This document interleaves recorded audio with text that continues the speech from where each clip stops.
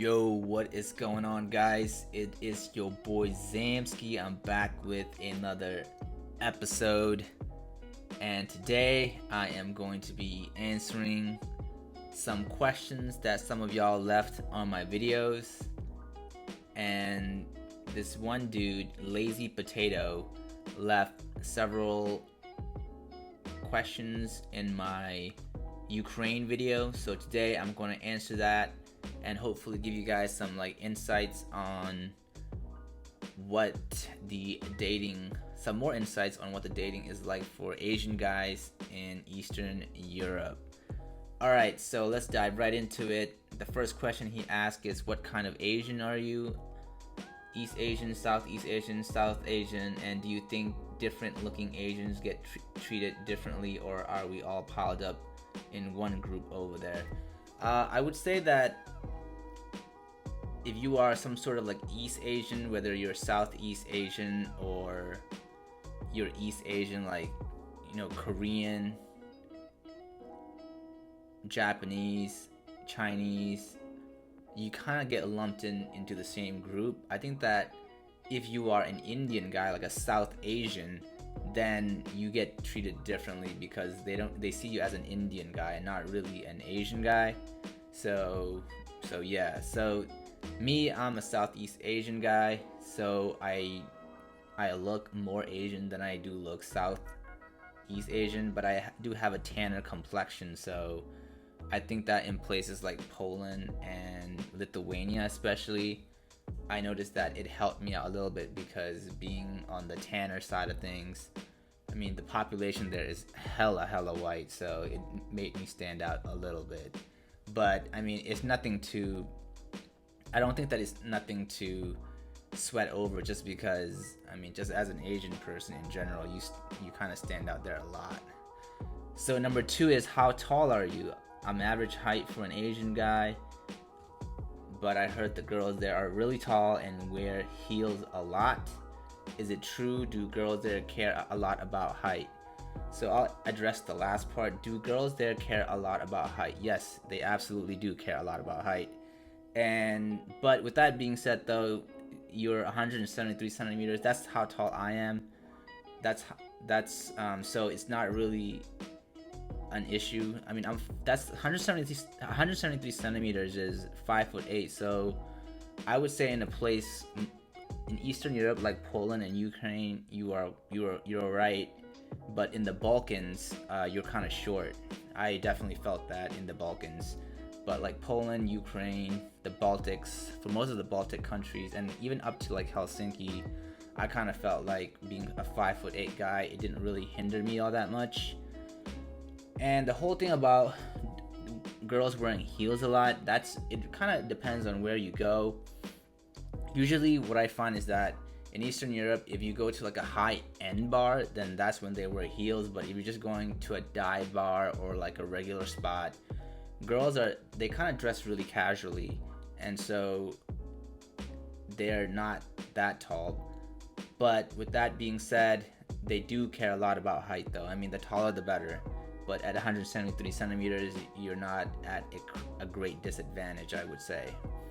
So number 3, my Korean friend told me that he had huge success over there, but he also said that a lot of the dates he had were with girls who knew about K-pop and anime. So I would assume it's like dating Koreaboos and weeaboos. Would that mean that most girls over there prefer these type of feminine, pretty boy, K-pop looking Asians due to their perception of K-pop media? So I'll answer that question, and the answer is no, they do not prefer. On average, most girls do not prefer feminine and pretty boy K-pop looking Asian dudes. I mean, it's a niche. With that being said, though, if you have that look, you're going to be very popular with these type of girls. But the average Eastern European are not into K-pop. It's a very niche market, and you would do a lot better just being, a classically good-looking Asian guy who got style, who has a bit of swag and having an edgy look. That on average, I think that would bode well with the average attractive Eastern European girl on average than being a K-pop pretty boy. I mean, the K-pop looking thing is, like I said, a niche look, and it's not. I mean, just because you don't have that look doesn't mean that it's gonna kill you. So, also another thing as well, I find that a lot of these K-pop and anime type of girls, they're not like the best looking. Like the top of the line Eastern European girls, they're not really into K-pop or anime. I mean, they're just like any girl that are like top girls anywhere around the globe. You know, they are looking for the tallest dudes, the chattest guys, like, you know, the coolest looking guys, and not really effeminate looking guys. So that is definitely something to take into consideration. So number 4, what is the view of tattoos in Eastern Europe? I'm heavily tatted with a full Irezumi sleeve and a bunch of other tattoos, none on my face, neck, hands. Would this be an issue? I know not many Asians are heavily tatted as me, but could that mean that this could possibly work in my favor or work against me? Because I heard Slavic women are culturally similar to Asians, and my tattoos have been quite a bit of a cock block when I dated Asian women from Japan, Korea, China. On this last question, I think that with the view of tattoos, like, I don't think that it will really work against you as long as you absolutely rock that look and you're confident in your look. And I think with tattoos, you'll probably attract a certain type of girl as well. It's a bit of a niche look. You can probably get an in with more of the hipster looking girls. And yeah, like those type of girls will probably be into you. Not to say that like the regular girls would not be into you, but I don't think that it's going to hinder you from or being a cock block from you doing well, right? As long as you like absolutely own your look and you are confident with it, I don't think it should be any issues.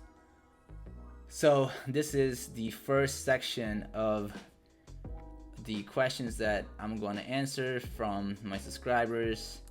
And the second question that I want to answer is about dance floor game in the nightclub. This guy asked me, how about dance floor in the nightclub? Do you just walk up and start to dance in front of a girl, or some touching is involved? Alright, okay, so I want to go in on this because this is something that I love doing and I'm actually pretty good at. So with dance floor game, the biggest thing that I can recommend that you guys do in order to get good at it is to actually take some salsa classes. So a little bit story about me. When I was living in Thailand, we had a salsa club, salsa dance-a-thon, whatever you want to call it, where you can go to a class for free like every Tuesdays and Thursdays. And I attended those, and I kept on going to it for about like 2 to 3 months, and I learned some very basic salsa moves, like how to do a crossover, how to make a girl do a twirl, like how to set up for it and things like that, how to do like basic you know, one-on-one dancing with a girl, like, you know, how do you grab a girl with the hand and like kind of do the motion so that, you know, you're dancing side by side and moving side by side and things like that. And I practiced to the point where it was natural for me to do it to salsa music. And once I got really comfortable with the movements, I practiced it on like doing any type of music, whether it's EDM or hip hop, which is like my favorite, or reggaeton, another favorite of mine, or R&B, right? So that would be like my number one recommendation to a lot of Asian guys that wants to learn how to do like dance floor game, is first learn some like, you know, 5 to 7 like really solid foundational salsa dance move that you can apply to any beat, any music, whatever. And the way that once you learn that, the way that I go about doing salsa, dance floor game, is that, yeah, I mean, I just basically just pump myself up, and I get on the dance floor, get the good vibes going, and then looks on point, everything, like decent looks on point. And what I try to do is just try to like go in front of them. I do a thing called the high five. That's like kind of my move. It's like basically you make an eye contact with the girl that's dancing in front of you, and you do a high five, right? And then when she gives you the high five, you basically grab onto her hand and see if she and try to make her do a twirl.